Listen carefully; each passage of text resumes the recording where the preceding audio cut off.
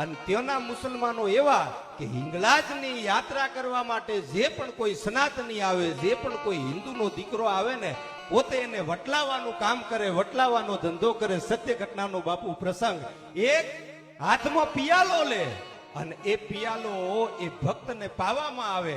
આ બધી વાતની ઓગણનાથ બાપુને ખબર કે આ નગરઠઠ્ઠા શહેરમાં આજે મુસ્લિમ પરગણું છે, બિરાદરી છે, ત્યાંના મુસલમાનો હિન્દુઓને વટલાવાનું કામ કરે.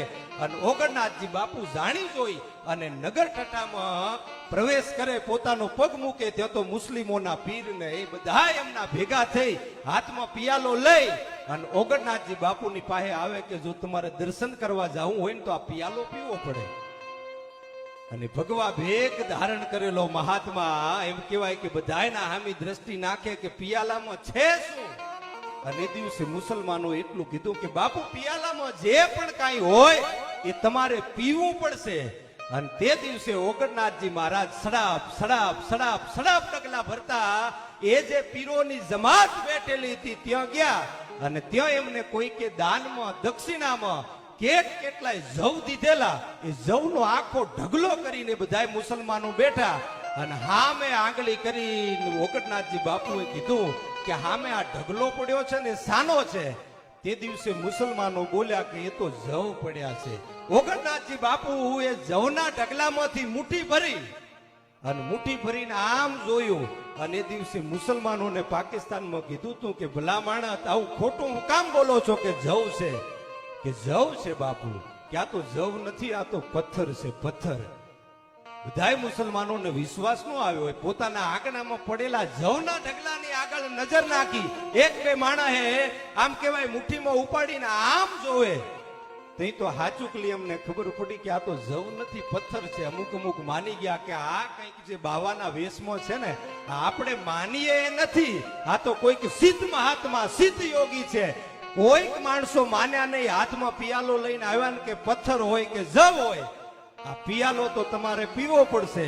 અને પોતાની જોડીમાંથી ખપ્પર કાઢી અને એક ખપ્પર ધરીને એટલું કીધું કે લાવો પિયાલામાં જે પણ કોઈ હોય. અને પિયાલો ખપ્પરમાં ઊંધો વાળ્યો અને પિયાલામાં સાહેબ જે પણ કાંઈ હતું ને એમાંથી ધોળી ધારા વહેતું એ દૂધ બની અને ખપ્પરના અંદર સમર્પિત થયું. ને ખપ્પર લઈને ઓગણનાથજી બાપુ પલાઠી વાળીને બેહી ગયા.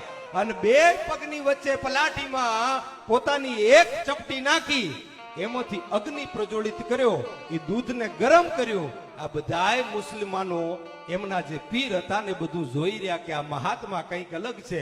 એ પિયાલામાં જે દીધું તું એ કંઈક અલગ હતું, ખપ્પરમાં કંઈક ગયું ને એ કંઈક અલગ છે સાહેબ. એ પોતાના પગનો ચૂલો બનાવી એ દૂધને ગરમ કરી અને આમાંથી પ્રસાદી સ્વરૂપે, એમ કહેવાય કે ચરણામૃત સ્વરૂપે એ બધાય પીરોને મુસલમાનોને એક એક ટીમ્પુ ગયું ને ત્યાર તો મુસલમાનોના હાથમાં એ પ્રસાદ આવી. મુસલમાનોએ પ્રસાદ ચાખી પણ જીભના ટેરવા ઉપર ગઈ ને વ્રેમાંડ ઉધી ગઈ. ત્યાં તો પોતાના અંતરના, નાભીના અને હૃદયના એમ કહેવાય દરવાજા ખુલી ગયા હોય ને સાહેબ.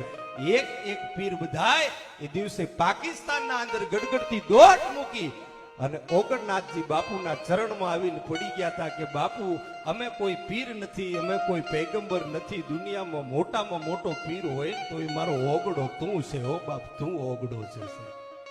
આજ પણ નગરઠઠ્ઠામાં કદાચ તમે જે દર્શન કરવા માટે જાઓ ને એ દિવસે બધાએ એવું કીધું હતું કે બાપુ તમે અહીંયા આવ્યા એનું કાંઈક અમને પ્રમાણ દેતા જાઓ. અને તે દિવસે ઓગણનાથ બાપુ એટલું કીધું હતું કે આ જે જવના પથ્થર કર્યા છે ને, આવા જ પથ્થર ત્યાં ઠુમરા કહેવાય છે. ક્યારેક નગરઠઠ્ઠા પાકિસ્તાનમાં છે કે આ પથ્થરના જવ તમારા નગરમાંથી કોઈ દી ખૂટશે નહીં. અને જે પણ કોઈ હિંગળાજની જાત્રા કરવા માટે આવે, એનું દર્શન કરવા માટે આવે અને આ ઠુમરાની જો માળા બનાવીને પહેરે ને તો એના પેઢી દર પેઢીમાં ભવો ભવના પાપ હોય ને બધા ભાગીને ભૂકો થઈ જાય. આજ પણ તમે દર્શન કરવા માટે જાઓ તો ઠુમરા નામનો એક પથ્થર છે જે ઓગણનાથજી બાપુએ પાકિસ્તાનમાં જવમાંથી બનાવ્યો. તમે એના ઉપર લાકડી મારી દો તો એ પથ્થર તૂટે નહીં બાપુ, પણ એમાં હોય જો પરોવી દો ને હોય તો એમાં હોય થી કાણું પડી જાય, એની કંઠી બાંધી શકાય એવો પથ્થર. સલેમકોટના અંદર એક 70 વર્ષના લવાણો માધવ એનું નામ, આ 70 વર્ષનો માણસ એ ઓગણનાથજી બાપુ જયારે હાલતા હાલતા ગયા ચરણમાં પડી ગયો શેર માટીની ખોટ હતી બાપુ. 70 વર્ષના વાણા વાઈ ગયેલા. ઓગણનાથજી બાપુનો એક પંજો એના માથ ઉપર પડી ગયો ને 70 વર્ષે પારણા બંધાવેલા પાકિસ્તાનમાં. આજ ત્યાં પણ પગલાની સ્થાપના સલેમકોટમાં ઓગણનાથજી બાપુની કરેલી. કેટલા ઉજળા ઇતિહાસો. હું ઉત્તર ગુજરાતનો છું ને મને જ્યારે સમય મળે ને ત્યારે હું ઉત્તર ગુજરાતનું થોડું સાહિત્ય જોઉં. શ્રીમાન ઝવેરચંદ મેઘાણી એમને 70-80 વર્ષ પહેલા સૌરાષ્ટ્રની રસધાર લખી સાહેબ. કાઠિયાવાડની લોકવાર્તાઓ લખી. એવા સુરવીરો, એવા સંતો, એવી સતીઓ, એવા જતીઓ અને એટલા ઇતિહાસ. વંદન છે ઇતિહાસને, તમામ સુરવીરોને વંદન છે. પણ હું ઉત્તર ગુજરાતનો છું સાહેબ, મને એમ થાય કે એટલા સુરવીરોમાં એક પણ નામ મારા ઉત્તર ગુજરાતનું નથી. 500 વર્ષ પહેલા લખાયેલો કીર્તિ કૌમુદી ગ્રંથ, અરે 700 વર્ષ પહેલા એક ભૂદેવના સુવર્ણ અક્ષરે લખાયેલું સરસ્વતી પુરાણ. એક નાનકડી વાર્તા કહું કે વીર ધવલ વાઘેલો એ પાટણની ગાદી ઉપર જેથી એમનું શાસન તપે સાહેબ, કેટલા ઉજળા ઇતિહાસો આ ઉત્તર ગુજરાતની ધરતીમાં. પણ આ બધા ઇતિહાસો ધરતીમાં ધરબાઈને પડ્યા છે ને, એનું દુઃખ લાગે ક્યારેક આ સ્ટેજ ઉપર બેહીએ ને.